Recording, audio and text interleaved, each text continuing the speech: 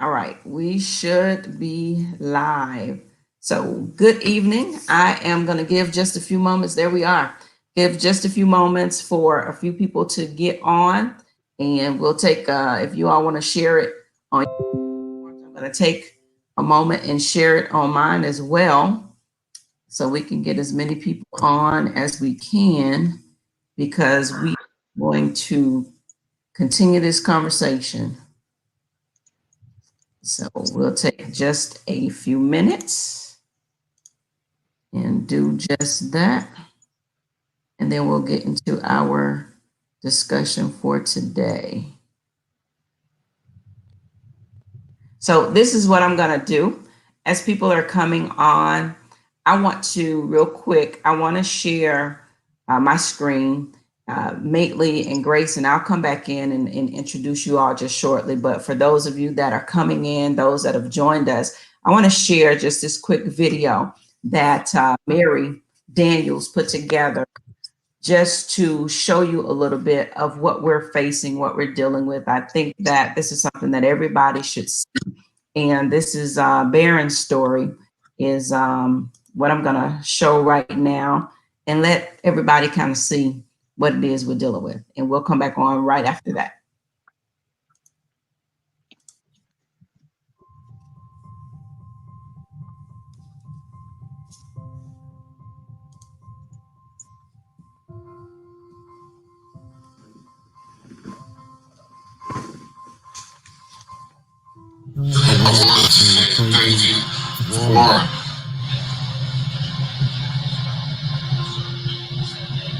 It's okay.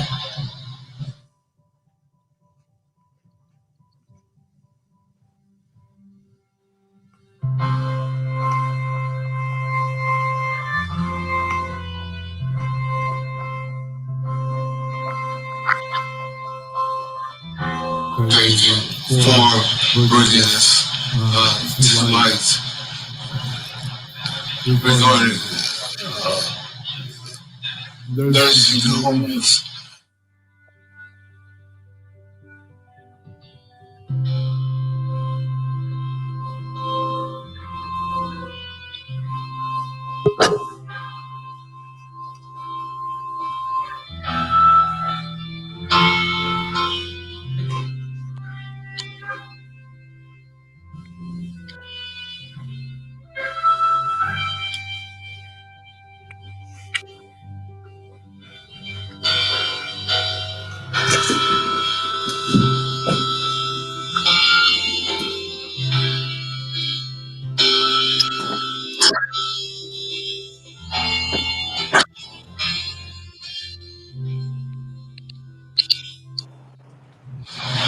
No one should ever have something where I got through or times that I've had to wait more than 16, 18 hours just to have a doctor change. And the reason is because they feel like they don't have to. I've also heard that more officers than not. They figure out that if nobody's here, I can do what I want to do. That's just a mentality. They think that we don't have any help, and we don't have anybody to listen to. Our complaints. Just quickly,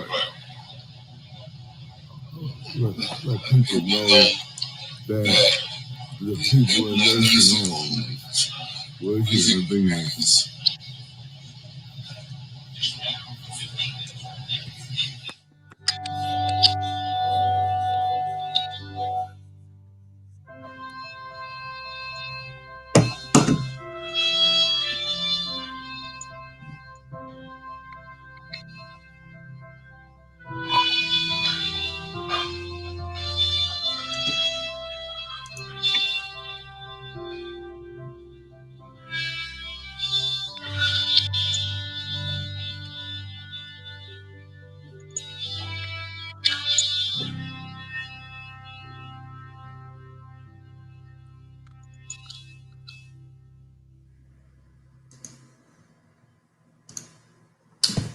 right, so I'm gonna bring Sarah on. She's back on. So I want to take a moment and to play Baron's story for those of you. Update on COVID-19. Hold on a second. All right. So sorry about that. So wanted to take a moment and play Baron's story. That was shared by Mary Daniels. That was put together by Mary Daniels, who is the founder of the Caregivers for Compromise. And I felt a need to share that because it's important. This is one of the stories, one of several thousand stories that we're dealing with. And again, welcome to everybody that has joined us on tonight. This is the My Favorite Girl live, Thursday evening live. And so tonight, as I stated on the post that we've made, we're going to continue this conversation as it deals with the no visitation guidelines that have come down as a result of COVID-19 and the impact that it's having on families. And tonight we are welcoming our guest. I have on here Maitely Wiseman. She's out in California. Thank you so very much for being on tonight. And then we have Grace Page, who's here, right here in Florida. Didn't give where, but right here in Florida. And then Sarah Anderson, who is also from Florida. And all three of these young ladies have moms who happen to be in nursing home, nursing facilities. And I'll give them a moment to share their stories in just a minute, how long they have been without being able to see their loved ones. And so we want to keep a spotlight on this. And reason being, as I stated before, it's not my current situation. I am caring for my mom and my grandmother here at home. However, because of the fact that I realized that it very well could have been my situation, that is why I jumped in here. And that is why you are going to hear from me on this issue ongoing from now until we find a solution, until after we find a solution, to ensure that this never, ever happens again, because we do understand COVID and reason behind not allowing it in the initial stages. But just as we are phasing back in on everything else, it is my belief, as well as the belief of several thousand others, that there should be a plan in place for us to be able to phase back in these essential caregivers. So real quickly, I'm going to take a pause, and I'm just going to give you a little bit. I'm going to let Maitely talk in just a moment, but I'm going to give you a little bit of her background. Her 77-year-old mother from New York. You move your mom from New York out to LA to an assisted living facility back in mid-March, with the intention of bringing her closer to you, being able to go to that facility, see your mom, do whatever it is you need to do to be able to get her settled in and just have her closer to you. And then in mid-March, COVID happens. So take us from that point. And I want to say as well, Maitely, I believe you started the Facebook group Essential Family Caregivers, #Visitation Saves Lives. Okay, yeah. So founder of that. So give us just a little bit of background as it relates to your mom. Give us your story. Sure. Oh, just to clarify, in terms of Visitation Saves Lives, that's actually a hashtag I borrowed from a nursing, basically CAN HR, a nursing home advocacy group for residents. My mother, I've been basically her lifelong when I was 6 years old, I started taking care of her because she was quadriplegic with a traumatic brain injury and some aphasia well before I was born. So I was taking care of her pretty much my whole life. And so her situation in New York wasn't doing well. So when we moved her here, we were able to settle her in initially. Sorry, can you hear me okay? It's echoing. Oh, that's interesting. Okay, I think I just lost my connection. I'm gonna it's better now. turn down my mic so it doesn't echo. Here we go. Okay. So I won't be able to hear you, unfortunately. I'll try to read your lips. So when we moved her, it was just when everything was shutting down, but it was from a worse situation. So this was better. We are, we feel very lucky and privileged to have her in the place that we're at, because I know that their intentions are good at that facility, and I know they try their best, but they're up against some impossible stuff right now. So after moving her in, I pretty much shooed away as soon as they got the medication sorted. And I saw her decline within a few weeks, maybe a month. She was suffering from dehydration, increased falls, an unusual increase in falls. So I was able to have sort of an eye on her, because they're allowed to put cameras into her room. Unfortunately, we had the forethought to do that before we left her there. So we could see these things, and also we're lucky that we could chat with her every night, because we set up a chat that nobody would have to help her with technically.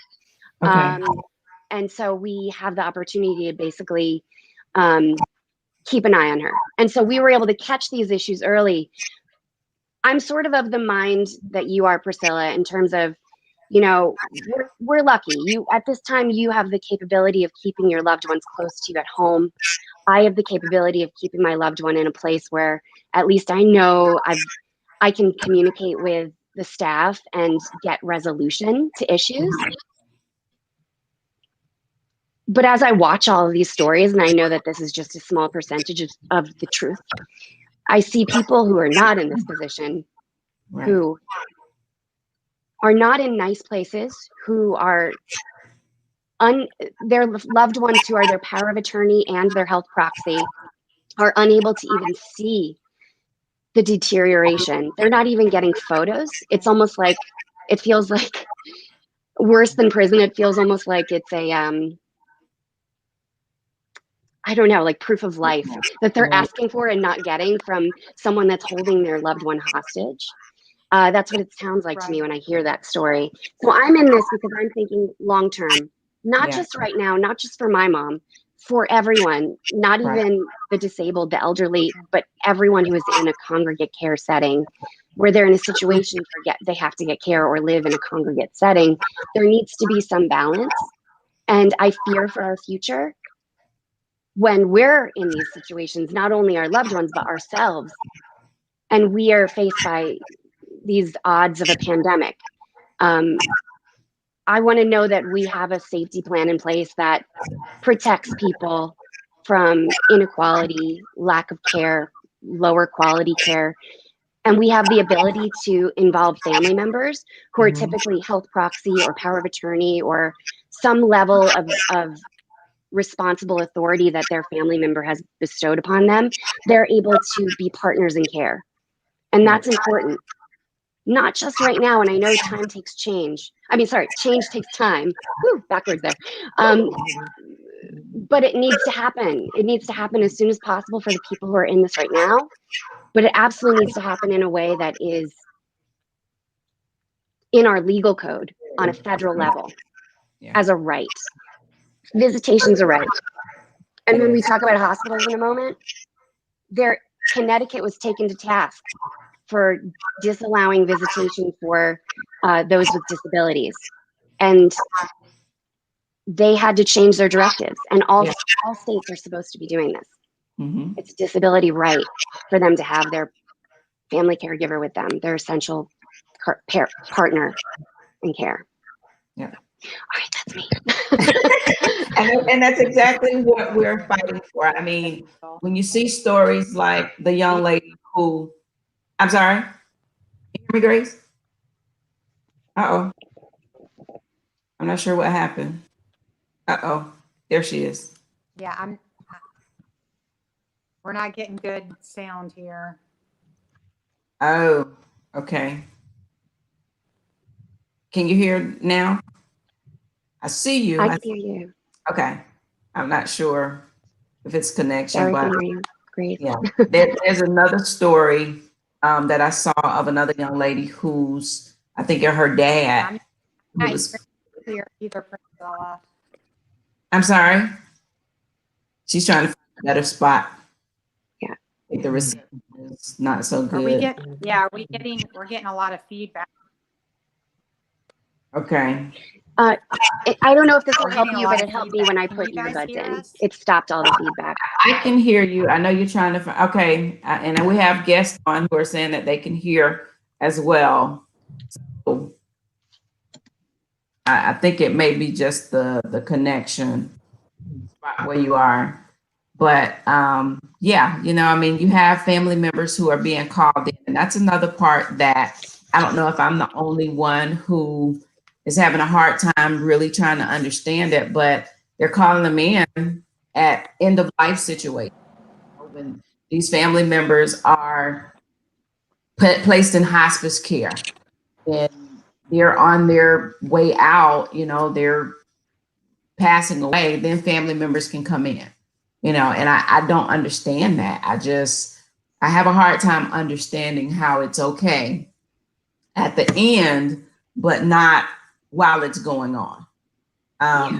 Hopefully Grace will be back on, but I'm gonna give Sarah just a moment as well until Grace gets back on. Sarah is here in Florida, and she's a friend of mine, and her mom is in, well, right now she's in the hospital, but she's been in a nursing home here in Florida. And Sarah, just give us a little bit of your story. What has it been like for you as an essential family caregiver, as a daughter, not being able? When was the last time you saw your mom, and what has that been like?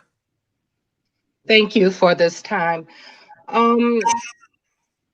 Having to place my mother in a nursing home was one of the most heart-wrenching things I had to do. I really didn't want to do it, but due to my mother's dementia and her behaviors, for the safety of us all, I had to place her in the nursing home. And I'm satisfied with the nursing home that she's at. They really do care about her. They love her. But due to the restrictions that was placed in March, I really hadn't been able to really see her. I could speak to her on the phone, but I could not see her. Now that she is in the hospital, actually in ICU, and being placed on palliative care, I have been allowed to see her for a 30-minute interval. And so going back to what Priscilla was just saying about how they waited until she was on death's door to allow me to see her, and what makes the difference, I have no answer to that. It's a frustrating situation. Obviously, my mother was missing me because even though she could not really say anything or speak to me, when she heard my voice and started to recognize that it was me, she turned her head towards me. So this is cruel and unusual punishment, I say, for both us and for them. Yeah, and this is why we have to fix that. To say, because I think you were told prior to her going in ICU, she had been in hospital what, a week, and Yes. so that you couldn't go in to see her, and that's absolutely wrong on so many levels because they have no idea Terrible of connection. right. Are you able? Oh, I see Grace is trying to get back in. But they have no idea what care is like, what the background is, as we said earlier. And so it's just so unfortunate. Don't allow you to come, And so this is what we're working towards. And Grace, I'm not sure, are you getting a better reception? It looks like she's having a hard time. Yeah, I'm not even getting clear words, but every now and then. So I'm moving locations, but it's not really helping. You're sounding better now. We can hear you now. Good. Try again. Okay. I'm close to my wife. Okay. Can you hear me now? No? You're breaking up, but I can hear you. Okay. Well, we can hear you clearly. So can you give me a little background on your mom? She's having. Can we text her? Yes, actually we can. She's not able to. Yeah, okay. I'm gonna shoot her a text real quick to see. I'm going to leave and come back. Okay. I'm going to Okay. leave and come back. I'm going to All right. do something here to get my Wi-Fi Okay. back. So she's gonna May come I, back. Okay. May I say, Sarah, your mom they basically are in violation of your mom's civil rights for that first week. I don't know how that translates. I would like to send you a link so that you understand this, have the paperwork for this. Yeah. I would talk to someone who can help you, because I think that needs to be addressed. I know it feels like a moot point, but when you address it, you change things. So it changes it for everybody else. It makes everyone else more aware, and it makes other hospitals follow suit. And it also brings those other states to task when they're not following. I mean, this is a federal civil right. Dementia is considered a cognitive disability. Correct. And so she has the right to have you as her primary caregiver, family caregiver, with her, as her voice, as her eyes and ears. I mean, even someone who is not cognitively challenged, who goes into the hospital, is groggy and unable sometimes to even remember what they've been told and what happened. I think even they should have this ability. But definitely for those who are disabled, this is something that we all have to stand up for and make each other aware of, so that one can take advantage of our loved ones and our ability to help them. No one can impede that. Right. That's correct. And I have Dorothy on here who's asking to explain the civil rights. And so I know I sent the information to you as well, Sarah, and I'm sure Maitland may have some additional information, but it was Connecticut who filed the civil rights suit against, because you have family members who could not go. The hospitals had a no visitation policy.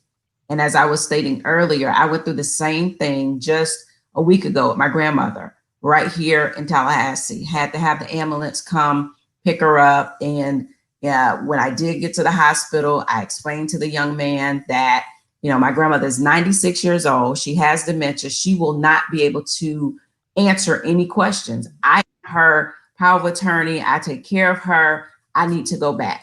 And initially, she wasn't in a room. He's like, well, I'll come back in about 5 minutes, maybe when she's in a room, and let you know. And so when he comes back, he tells me, well, I spoke with the nurse, is in a room, but unfortunately, I'm not going to be able to let you back. And I'm like, yeah, no, that's not going to work for me. And so he went through well, ma'am, I'm sorry, I don't make the rules. And I told him, I totally understand that, because you don't. However, I still have to get in there. And so he's like, I can let you speak with the nurse. And I said, absolutely. And I called the nurse, and she tells me, well, she's stable, but we can't have visitors. And I told her, ma'am, I said, that's not going to work, because of the fact that she cannot respond. She's not going to be able to tell you anything. And so I have to go back. And the nurse was still adamantly saying, well, no. And I said, listen, my grandmother has dementia. That is considered to be a disability. And legally, I am entitled to be back there with her. The entire tune changed. And she said, okay, well, give me 5 minutes and I'll come. And that is because, and they tell people that, I've seen it even in the group that we're in, the Caregivers for Comfort. I've seen it over and over, where people are saying their loved ones end up in the hospital. They go to the hospital and they tell them, no, you can't come in. And if they have a disability, you are, based upon that suit, it opened the doors to every state. It was a federal lawsuit, that civil rights lawsuit that was placed. Maitland, if you can, while we're on, I don't know if you see Doretha's request here, but she's asking if we could add that link in there. I know there's an article, but if we can put that in the comments for those who may need this information. Now, I will say this, that does only work for hospitals. Okay, you can't go to the nursing homes and assisted living facilities and all that. But if your loved one ends up in the hospital and they have a disability, you do have that right to work with them. And so we're going to place that link in the we'll place that link in there. Okay, I'm going to just copy it and paste it in the comments. And that way we'll have this, so you'll get this in your comments. If you, I have my little screen covered up here, but I'm going to paste it in here and you'll be able to see. Okay, sorry about that. So that is one of the links right there. And you can go on there, take a look at it, and we'll also place it. I'll place it on the My Favorite Girl page when we're off. Now that Grace is back on, she has a better connection. Can you hear us, Grace? She might be. Uh-oh, she froze up again. So but she'll be back on. I'm going to share real quickly just another video, and this is one that Grace did send to me. This is Grace and Grace's mom. This is the type of things that we're looking at. So I'm going to share this real quick, just another video for people to see so you can understand just a little bit better what families are having to deal with. So this is a very short one from Grace that I'm going to share. Okay, I am pulling in now. Just put my mask on. The nurse in the office said that I could come in. Mom had a $16 balance on her previous visit, I guess, and so they're going to let me come in.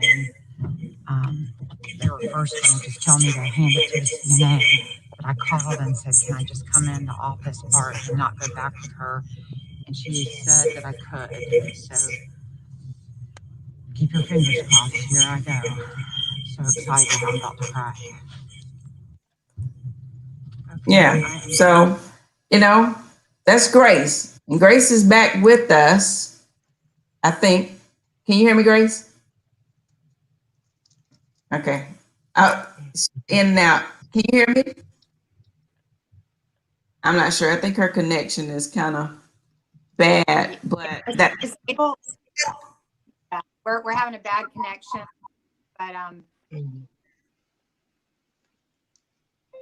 I was able, because there was a $16 balance due on her account that I didn't know anything about, and so I called the doctor's office and said, can I come in and bring you the card and have mom been almost 5 months since I come in.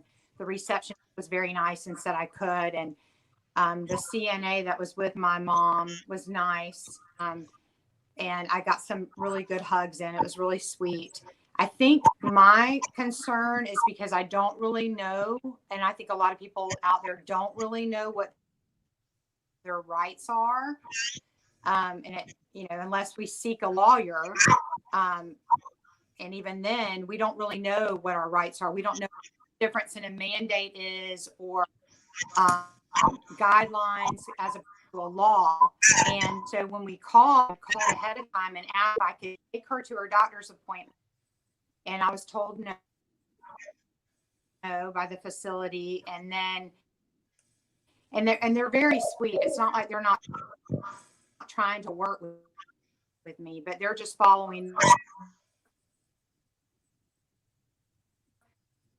Okay, I think Guidelines. Okay. Or mandate. And so,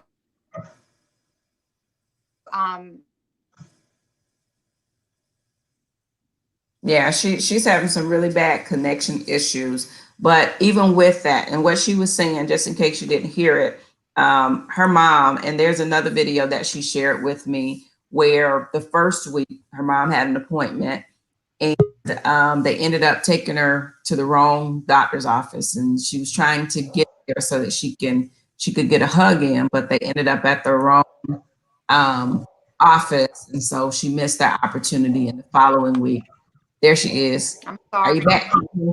Okay. I faded. And so, Go ahead. But yeah.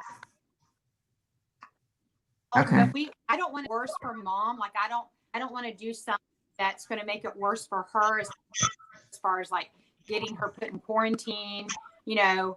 So the caregiver that's through this, there's a fine, delicate line. We don't want to rock the boat too much. You know, they're being very nice about letting me have glass door visits for as long as I really want with my mom, and I'm getting to go every day. And so it's not enough. I do want to take care of her more, but there's that fine line you don't want to cross either. It's just really hard for us to know. Yeah.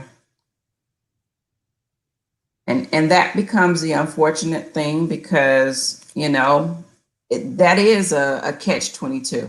When you are getting some visitation and some right, and then, you have to worry about what if I say something or if I do something, will there be repercussions because you're not there. You're not able to be there with them. And the reality is, and we do, and as she was saying, the facility where her mom is a great facility. And so, she's able to do some things and they keep her in the know as much as they can on some things. But you don't want it to be a situation where you file a complaint or you say something and then mom has to deal with the repercussions of that. And so it is one of those catch-22 things. And then we have, I'm gonna move my computer a little bit, y'all, so I can see some of the comments a little bit better. I was trying to raise it up. So we have another question here. What kind of an attorney is needed to address one's civil rights? When all this began in March, I contacted 2 different lawyers who claimed nothing could be done given the Connecticut governor's executive order. And so, go ahead, Maitland, you're about to say something? I was only going to share that, are we talking about hospital or long-term care facility? Maryland, if you would put that information in there. She asked a question. I'm not really sure which one she was speaking of, but that particular case was filed in Connecticut. I do know that particular case that we're dealing with, that was filed in Connecticut, and it basically opened up. It's a federal case that opened up for every state. And so she's speaking in terms of nursing home. And so that right now, because it is an executive order from the government, there really isn't much that can be done for a nursing home. This was specifically for hospitals. That suit was filed against the hospital because the hospital would not allow visitation. Right now, as far as nursing homes are concerned, that's based upon the governor and that order. And until the governor lifts that order or brings in some type of a phasing in plan, there's nothing that can be done right now at the nursing homes, unfortunately. And so that is what, even with the caregivers for compromise, there's another one here. If you're concerned that your loved one is being abused or their civil rights are being violated in a nursing home, I've been advised that if you're not getting any response from the facility, to research and file a complaint with the licensing body of the facility. And you definitely can do that. And I would also suggest as well, if that type of thing is going on as well, every state has a disability rights in their state. Contact disability rights. Florida, it's Disability Rights Florida.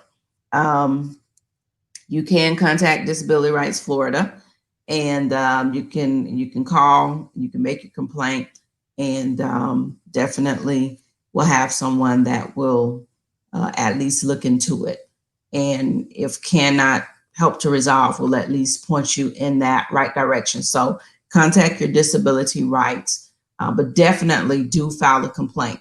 When we see issues like that of Barron, that was totally, and Barron, I applaud him for his courage to be able to do that. where he's in a facility where you're talking about 17 or 18 hours before he's being changed after he's soiled on himself. That is not care under any circumstances. That's not care. And unfortunately, you do have a lot of these facilities. And let me put this disclaimer, and I am not speaking for every facility. There are some amazing facilities. I really want to, in the next week, maybe two, see about getting some CNAs and nurses and different ones who are working on the inside on, so that we can have the conversation with them, because we don't want to make it seem like either that we're bashing those who are. There are some very good nurses and CNAs and what have you in these facilities. And so we're not bashing them by any means. You know, those facilities who do have cases of COVID, you know, those employees are not working. And so a lot of them are short-staffed, and it's not right. It's not good by any means. But we don't want it to be a situation where we even seem like we're bashing.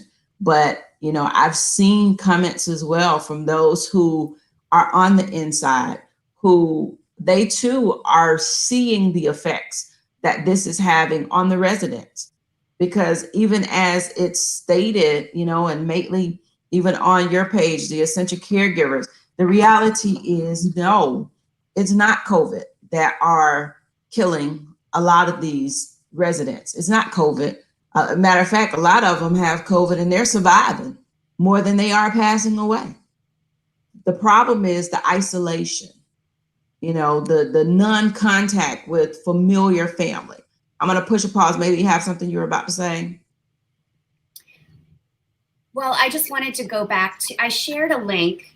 Unfortunately, I can't share in the main comments, but I shared it in our private chat in case you want to extend it to everyone else. Okay.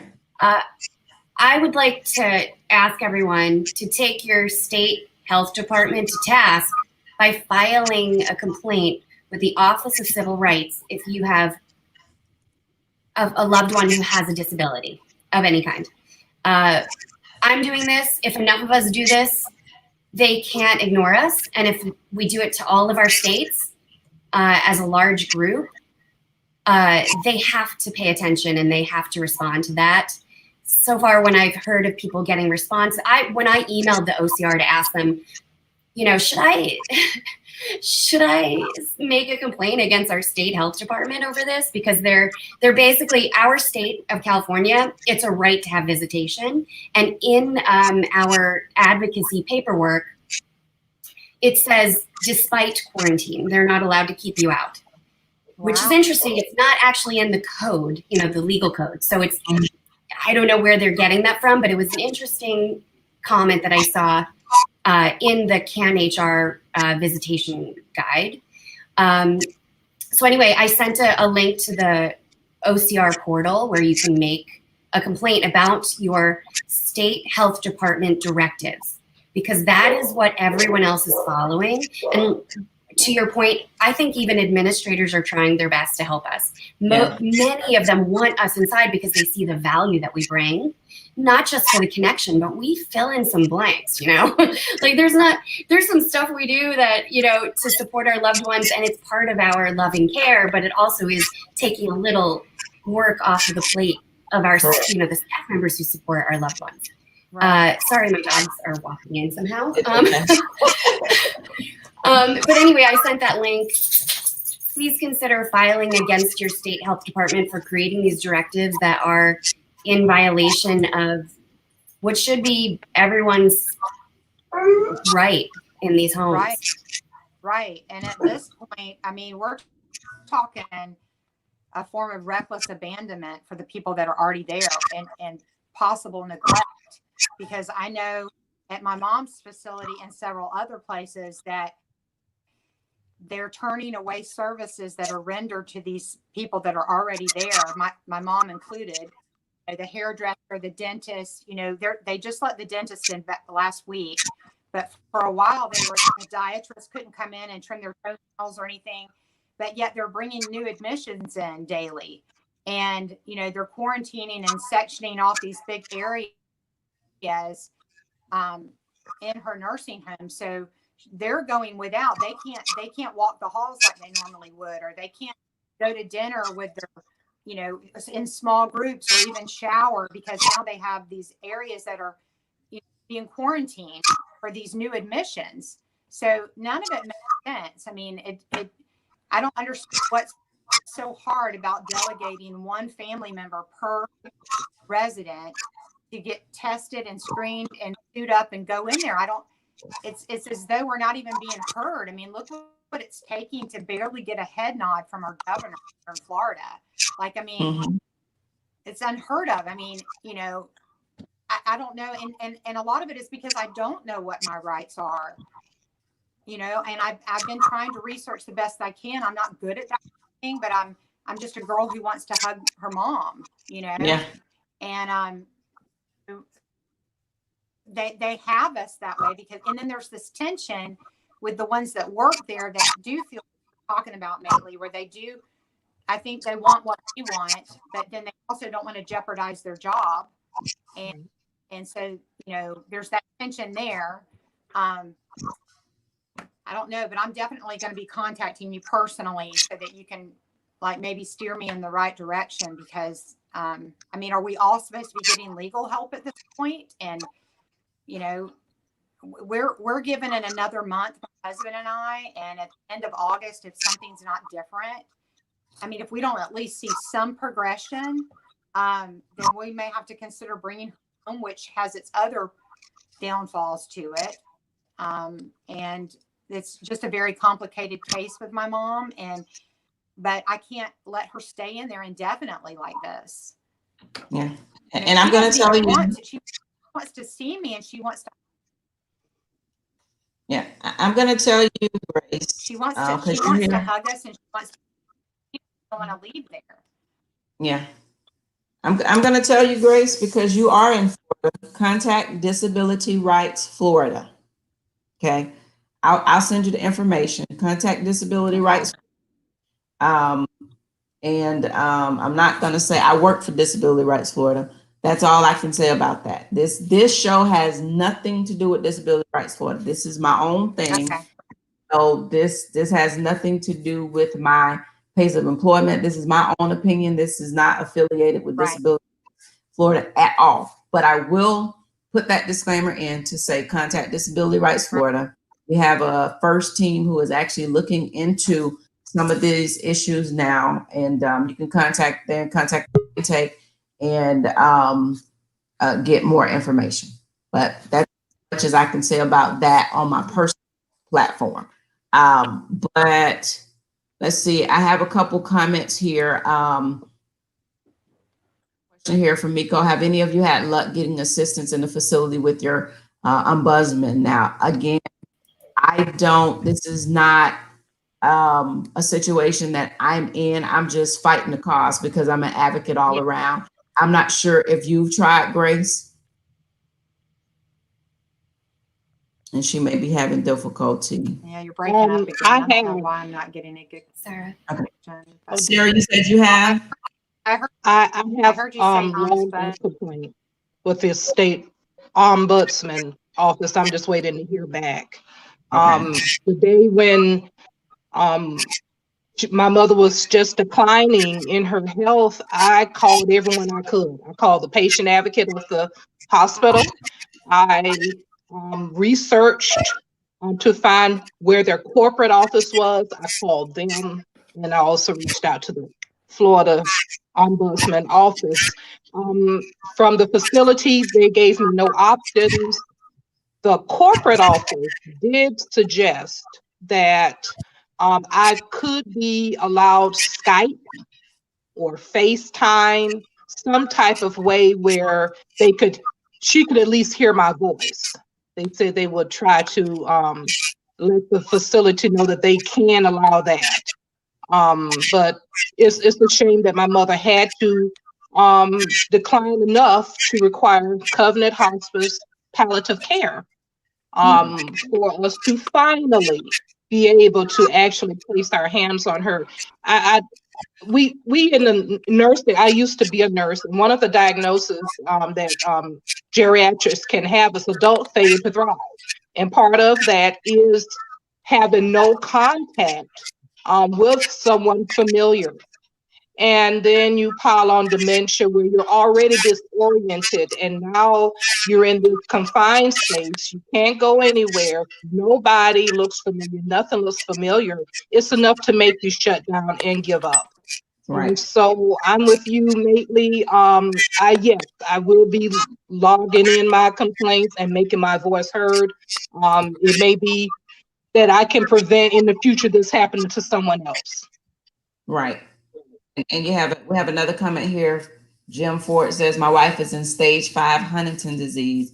She can't see the hospice she is on. And that doesn't, no family, none of that. I saw earlier, I think, yes, over the weekend actually, where the wife, was it the wife? I'm not sure, maybe I can't remember now. The wife or the husband, either one of them passed away, and they wouldn't allow the spouse to go out to the service. That makes no sense to me. They've been married over 60 years, and one passes away, and the facility would not allow that spouse out for the couple hours it would take to go to the memorial service. I'm like, I don't understand that.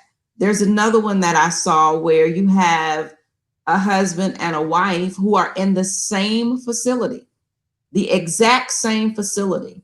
One is in assisted living, the other is in skilled nursing. 2 different levels of care. However, they're in the same facility, 50 yards apart, and he can't see his wife. I don't understand that, and that is why I'm screaming.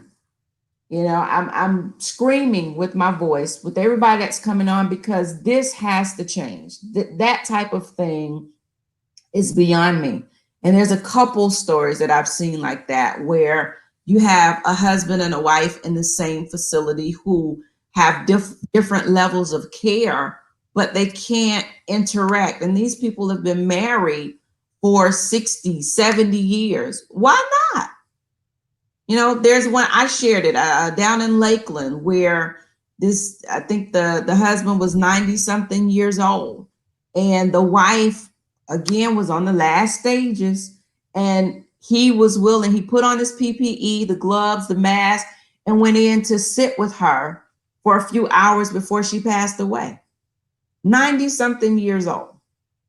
And a part that we're missing is the impact that this is having, not just on the family, but these residents. That is the part, and for you all, Sarah and Grace, as you said, Mately, your situation is a little different. But when I think about that and I try to wrap my mind around, what that would have looked like for me, where we're now at 5 months of people not being able to see their loved ones. And you mentioned the FaceTime, and I saw you shaking your head, Mately, just like me. My mom is 78 with an advanced stage of dementia.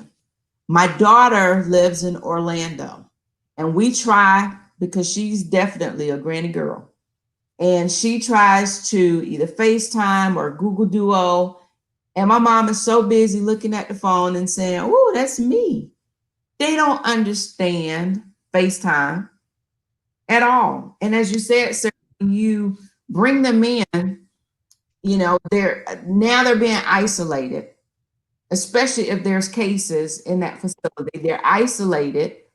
And then you have someone that's coming in who has on gloves, who has on a mask, who looks totally unfamiliar and scary.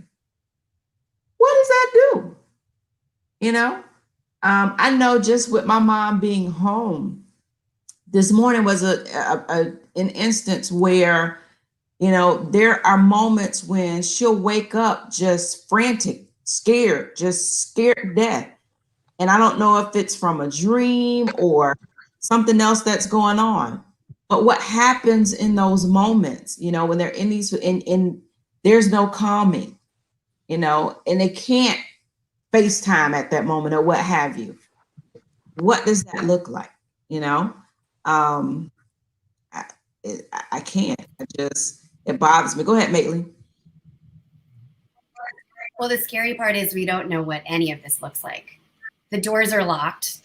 The blinds are drawn. They're on multiple floors. We can't see. We don't know what's happening in there. We don't know if they're getting comforted or if they're just screaming their heads off in their bedroom. It's hard to know what is happening. And also, yeah, I echo your comment about FaceTimes and phone calls as well.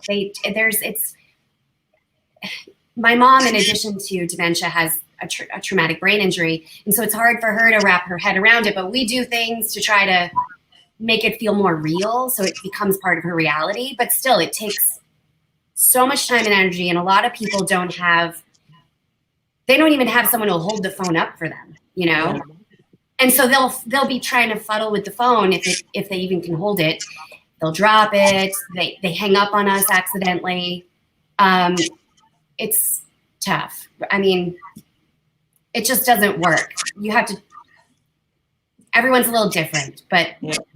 It just drives me nuts that these are the options that we have, especially now that, and I know the CDC keeps putting things out that they retract, or that it seems hard to trust right now what the CDC, WHO, and our public health officials are telling us.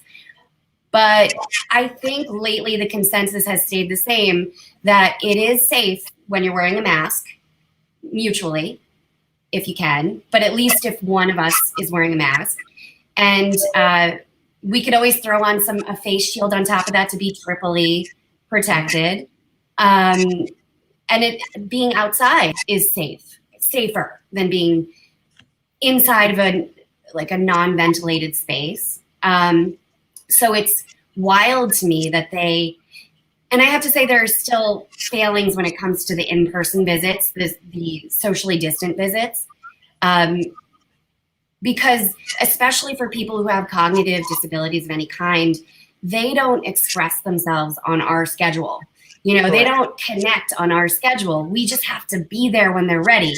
And so those half-hour, 20-minute-a-week visits, you really have to be lucky to be connecting with them, to get them tuned in. And they're going through so much emotion. My mom thought she thinks she's in jail. And she asked me, what did I do? It took me a minute to realize that's what she was asking. But, and it was really hard to keep it together and try to stay in her world so that we could connect. So these, usually we're in their rooms, like tidying up, putting away their clothes, doing something. And it's comfortable and casual, and then they can relate what they want to when they want to. Mm-hmm. Some people aren't even they're not verbal. So you really need to be especially in tune with their physicality and subtle things that they're sort of put on the spot when they're outside being babysat by a monitor and you're 10 feet away from them. Not to mention the people who can't see 10 feet away from them. Exactly. So I'm just saying, with all these guidelines, it's nuts to me that they don't say they have to do FaceTimes at minimum, right? They have to do outdoor visits at minimum that are following safety protocols per the CDC. Those are just the minimums, and they don't even work for everybody, but at least they work for some of us for this interim period while we're pushing for real change. Right. Now, there's a question for you, Maitland, that's on here. It says, what in your opinion is a concrete next step for each of us as advocates to do? What can we do tomorrow? Yeah. Well, this is a really tough job we've got, because we've got to fight like we never have just to connect with our loved ones so that we can try to get them to feel like we're there with them on some level. That's an enormous amount of energy and planning. That's just the human side of connecting with them. Legally, as advocates, I think try to relate to your administrators, find your allies on the inside, the people who are quiet. Usually if you're in a tough facility where you know that things are going all kinds of wrong and you can't reach anyone, try to reach the individuals who are quiet, feel them out, get to know them, make lots of phone calls, talk to them, find out their names. You're gonna find out who really cares but they're afraid to stand out from the crowd. They're afraid to step out of line because they'll lose their jobs. A lot of these folks, they're not getting paid enough. Right. Can you imagine? We ask them to take care of our families, but there's nobody taking care of them. Anyway, so try to get to know those people. You know, find the people who get it because they see it, and they're going to tell you stuff. I learned stuff from them initially when I couldn't get my mom on a schedule, when I couldn't figure out why there were 15 people coming in and out of her room all the time, faces that I'd never seen before. All of a sudden, you know, that scared me because that's all those bubbles. You know, they go home to their bubbles, they bring back. Right. So number one, try to relate to them, try to connect, try to show that you understand that they're in a tight spot. You will find that then they feel like they're on your side because you're on their side. And then they're going to do things to try to help you. And it's not going to be enough because they're going to go back to trying to protect themselves from liability because our state health department set them up for that, you know, by failing to incorporate a mandate. And I know that there are a couple of states like Minnesota and Indiana that have created the Essential Family Caregiver Program so that they can do something like what we're hoping to do, send one family member in, just two designated people. They go in one at a time, tested, following the protocols that staff does in terms of infection control and screening. They're doing that on some basis, but they're not mandating it. They're saying it's up to the facility ultimately. I think the wording is strongly recommending it. I'm paraphrasing, but you get what I mean. So I would take you need to take those state health departments to task. They need to be brought into every fight that you can have. And yes, I saw a request about, hey, what about, do we all need a lawyer? It might help. I mean, it might, but really I think we need to get big enough that we attract pro bono lawyers who are like, I want this case to be mine.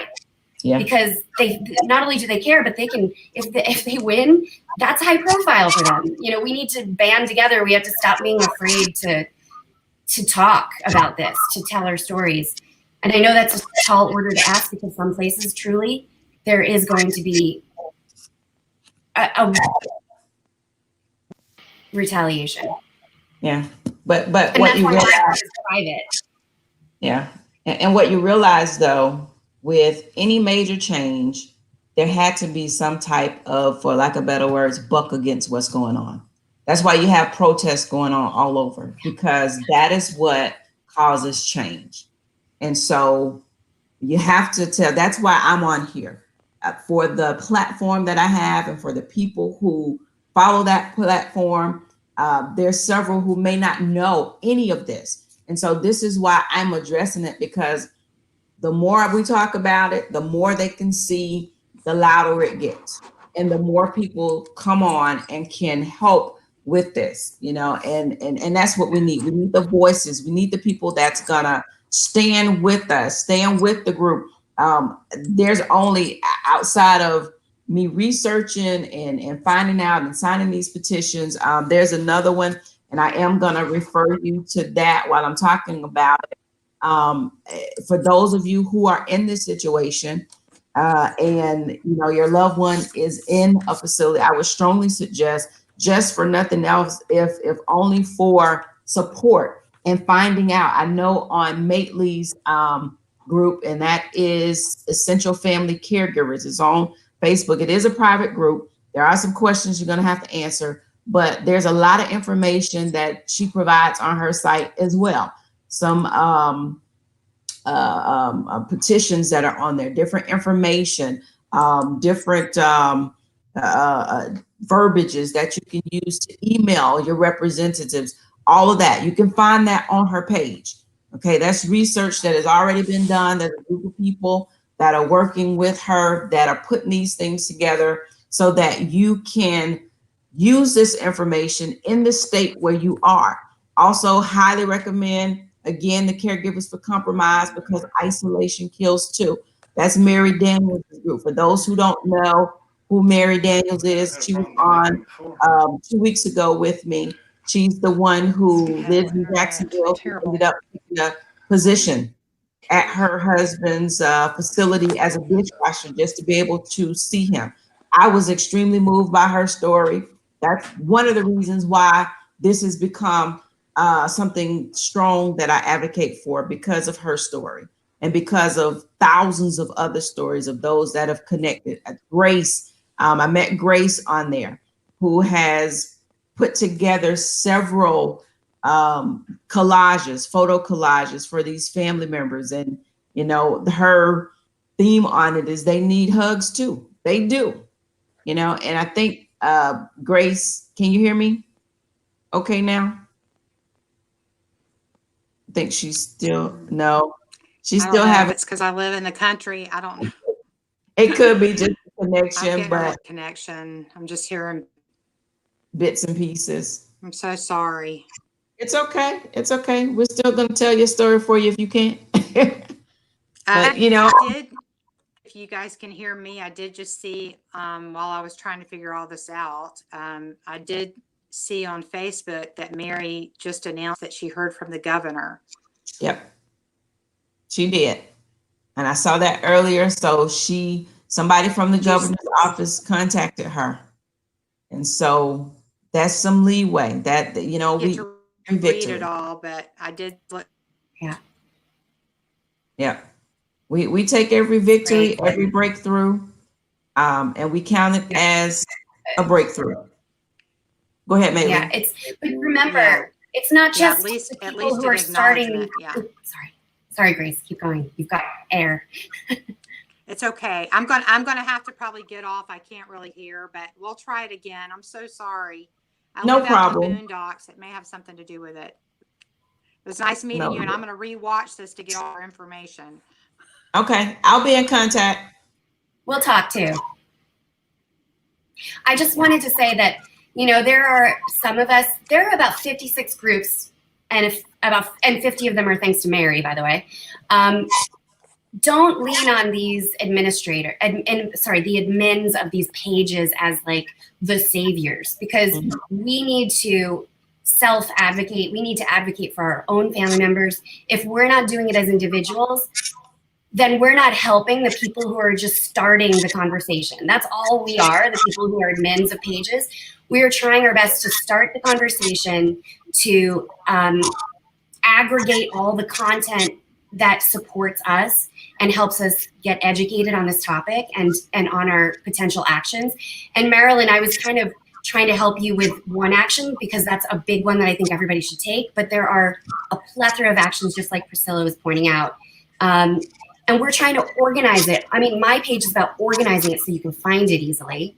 And we're trying to grow a community around this and make it safe to talk about it, to make it feel normal to get behind your loved ones in a more public, potentially more public way. So these are all, remember, just the beginning of a conversation that you need to contribute to. You need to bring stuff to your groups, ideas, stories, resources. You need to get out there and take those actions that are being suggested, take those templates and send them to your representatives. But don't stop there. Also think, what are your personal skills? So Grace, for instance, she made all of those collages. That is one of her personal talents. And she immediately jumped into, how can I use my talents for action? Making those collages tell a story, because a picture, you know, tells a story like no words can sometimes. And so she made those, and that was her action. You've got to find out, who am I in this? What does my superpower bring to this table, to this conversation, to make it a real action, as opposed to just sitting here hoping things will change, venting. I think those are important things to do, and you've got to for your soul, but you also have to take action. It's a big part of this. Yeah. And the biggest part of it. Yeah. Be a part of the change. And that's what we are doing, as she stated. Our voices together. As I always say, our voices together, you know, when we put all our voices together, they get louder and louder. Every week, I want it to get louder and louder so that people see. And I also invite those of you who, as I stated before, it may not be your situation. You may not know anybody at all in this situation. But I think each one of us should have heart enough that even seeing it be somebody else's situation, seeing somebody else having to deal with this situation should compel you enough in your heart to be able to find out what can you as well, what can you do? How can you help? Because you don't have to be in this situation. I say all the time, and I put it in one of my Facebook posts, even in advertising this, we don't understand sometimes how quickly, as they say, the tides can turn. You know, it may not be your situation today, but you never know what tomorrow will bring. Tomorrow can bring something totally different, totally unexpected, where you yourself or a loved one could end up in this very situation. Everybody that's in long-term care facilities, they're not just the elderly. They're not just, you know, 70, 80, 90. There are some younger people, trust me, I've seen it. You know, you have some that are in their 30s, that you have some who have had accidents and have had traumatic brain injuries who end up in these facilities. So don't wait until it's your situation.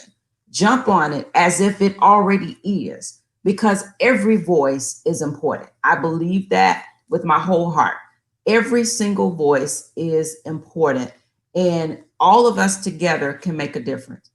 As Maitely said earlier, we're not thinking about just our parents, but as we continue to get older as well, we want to set this thing up in such a way that if by chance, God forbid, but if it is us, something has been established in this season that will take us through the next, you know, however long we're on earth, because all of that becomes important.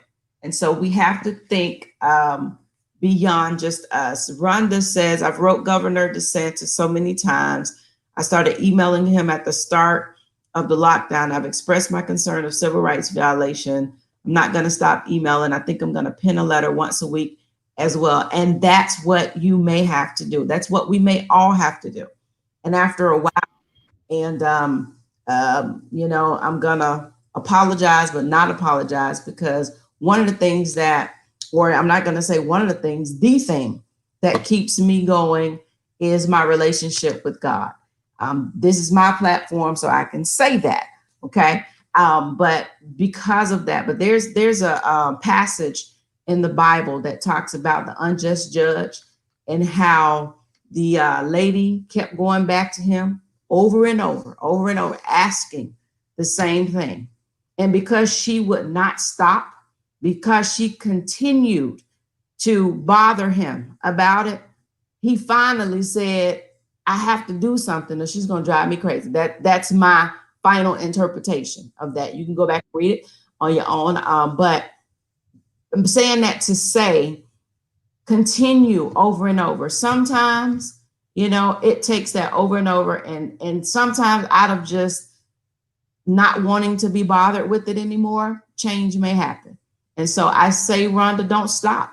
Don't stop writing. Write every day, if you have to. And we all have to do that same thing, because something has to happen. Marilyn says, I'm both patient and proactive, but the thought of waiting to grow a body big enough to get attention enough to change legislation is, and it is. A lot of this, they become daunting tasks. However, you know, we can't stop. We cannot stop until, and as I say, and after, because we can't allow it to happen again. You know, it's one thing to allow change to happen. You have to continue on, because sometimes people forget. and you can do it for that moment just to let it pass over, but that's not enough. And so even as daunting as it is, I mean, it's heartbreaking. Sometimes I have to stop, because I go on the caregivers page and the essential family. I go on these pages, and sometimes I have to literally stop, because a lot of it is heartbreaking for me, just to even realize that we have people in this situation. And granted, there's a lot. I mean, COVID changed the world, the entire world. And so, I go on and I'm praying a lot, and I'm asking God to help a lot, because, for me, it is my faith that helps me to remain in an upright position and not become depressed. And I advise that to everybody. I don't know what your faith is. I'm not even on here for that. I'm just telling you what mine is. And for me, that's how I continue to keep moving and keep pushing.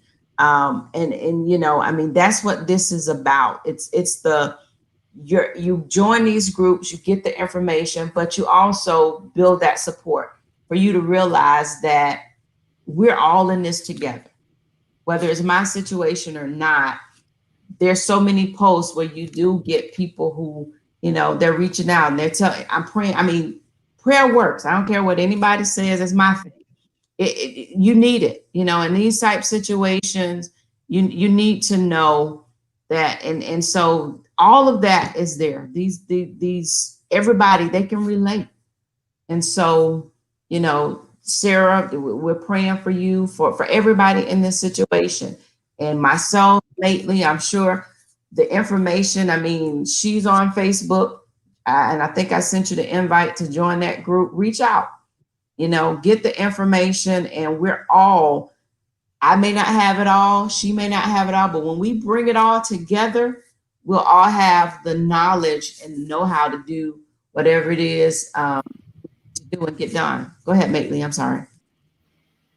No. I was just going to say, keep in mind that you write the governor every day, but also trickle in other actions, because that is important, but also think about other things that you could be doing and look inside of these groups for those ideas, just so you're not doing the one thing every day, only, let's say exclusively. Does that make sense? Yeah, it does.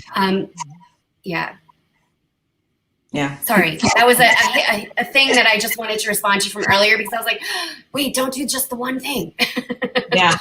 And right here, yeah, the governor, everybody else, they may have been bothered by me a little bit, maybe, I don't know, but I started tagging that story, Darren's story, his news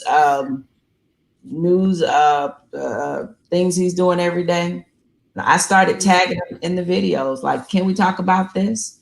I'm putting it, let's talk about this, because I want you to see it. I want him to see it, because there's Jim Ford. I'm not sure if he's still on, but he's the one who talked about his wife. He said that they've been married for 30 years. He went to feed her for 6 years. 6 years he had been feeding his wife, but he hasn't seen her since March 13th. He went he said, I went in twice a day to feed her. She can't talk or walk or feed herself. That's mentally draining and emotional, not just for her, but for him as well. 30 years, 30 years. And I mean, something has to give. And so that's what this is all about. And so I'm going to get ready to wrap it up, because I didn't mean to be forever tonight. Linda says, Rhonda, I think that's a great idea. Okay, I think that's a great idea. I'm going to pen a letter to Governor Roy Cooper in North Carolina also. We are the voice for our loved ones. I'm so thankful for the platforms and information that's provided. And that's exactly what we have done. I'm going to post some additional information, as I was about to say earlier, over in the Caregivers for Compromises group. Mary has posted a survey.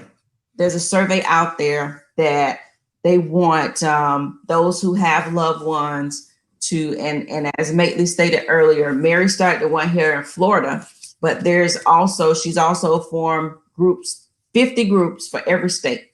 And so if you're you can join the compromise, Caregivers for Compromise, but she's made a group for each state. So whatever state you're in, there's a compromise for Caregivers for Compromise, group for your state.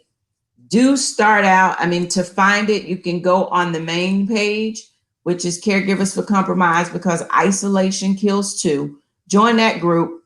I'm sorry, I took it off too soon. Join that group and then go on that group, find the group for your state and join that state group and make sure you get involved with whatever it is they're doing in your state to try and help make things better for you. So do that. Again, the Essential Family Caregivers, Mately has all that information out there for you.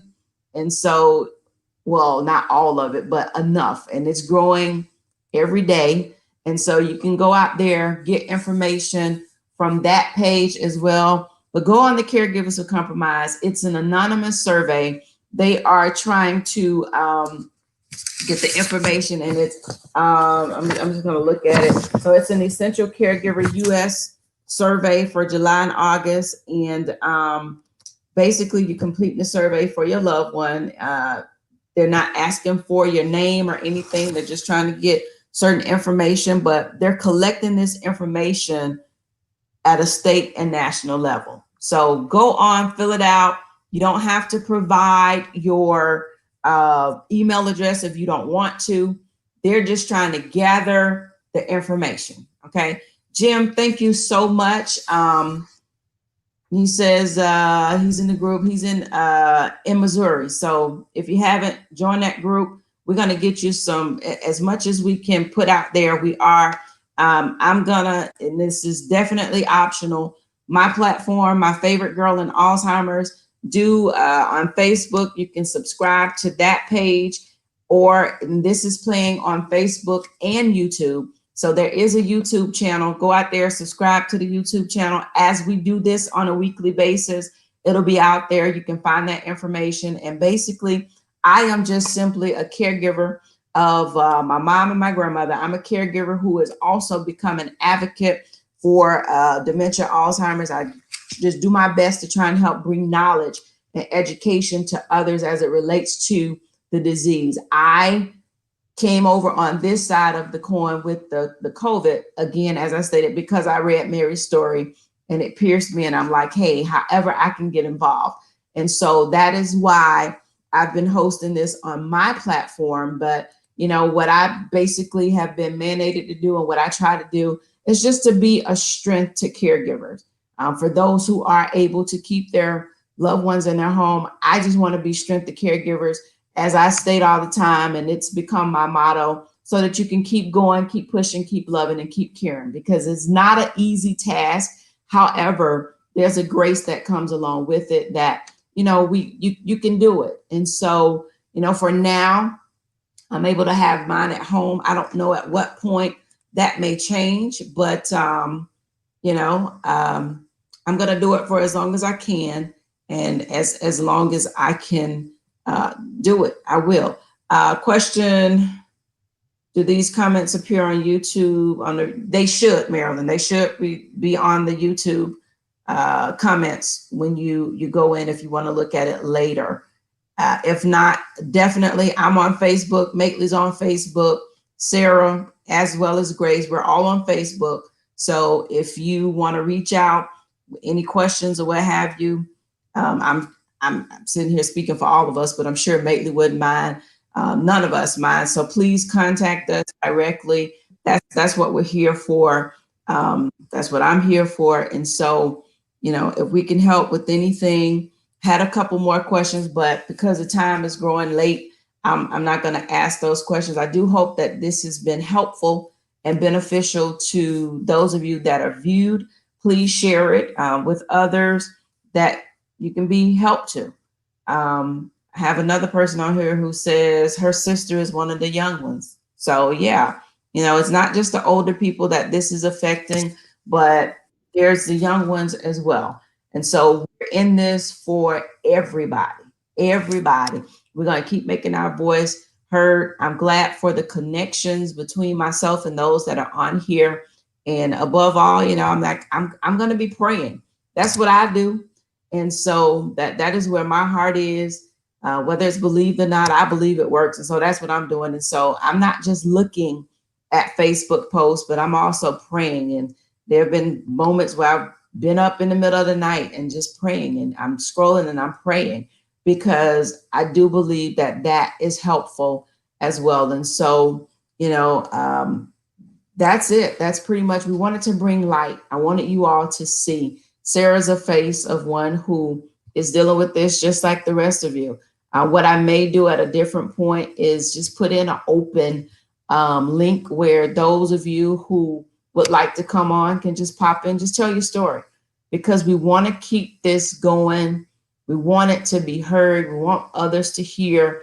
Another thing that we've asked, if you know anybody who's in the media and you have contact them.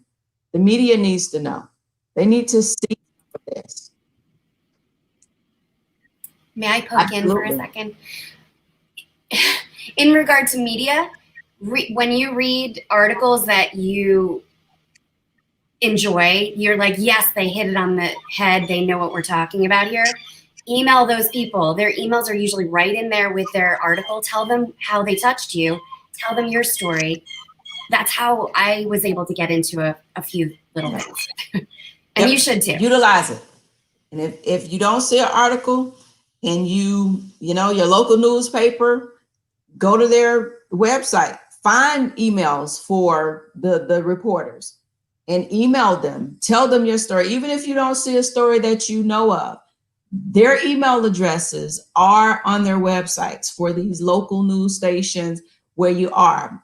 Find it, email them, tell them, hey, I have a story for you. And right now, I guarantee you right now, this is a great story in every state, because it's becoming the hot topic. And so, do whatever it is you can do on that level. While you're writing the governor, find that information. If you have to write to 2 or 3 news stations, email them, same things. This is what's going on. I haven't seen my loved one since, as Jim said, March 13th. My heart goes out for things like that. I'm going to play one more video just so you can see, and then we're going to wrap it up and be done. But I want to share this video. I'm not sure how many people saw this, but this was another one that was kind of like, it's helpful.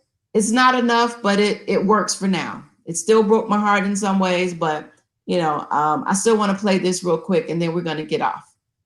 Okay. I'm going to share this one. Tell me that you'll never let me go,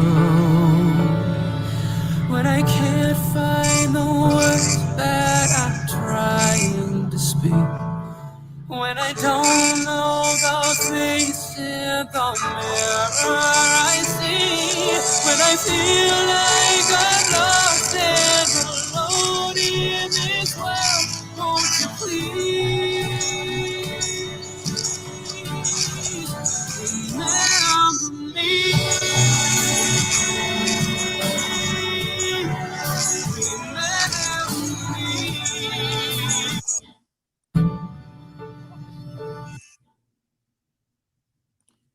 Yeah, so it's stories like that brings tears to your eyes. It's helpful. It definitely helps, but it's those type things that I can't imagine, and the heartbreak that it brings for those who are dealing with that. So this is why we are fighting as hard as we are. And so definitely, I'm going to post some stuff on the My Favorite Girl in Alzheimer's page. Go to the Essential Family Caregivers group, join that group, find the information, join the Caregivers for Compromise page, and let's work together to make sure that we get out a change. Rhonda here says, I have a reporter name in Jacksonville, Florida, if anyone is interested. So if you're interested in that information, contact Rhonda Ellis O'Connor. I'm not sure, Rhonda, if you're on one of these groups already, but That's her name on Facebook. Rhonda Ellis O'Connor. If you are in the Jacksonville area, need a reporter, please contact her and share your story. Let's get these stories out there. And let's help to make a change. Thank you, ladies, so much for your time. I appreciate you greatly, Sarah Matley. Grace, we'll get Grace back on. She's a, huge help to what with what she's doing. Lovely person. And so thank you all for this opportunity. All right. Thank you.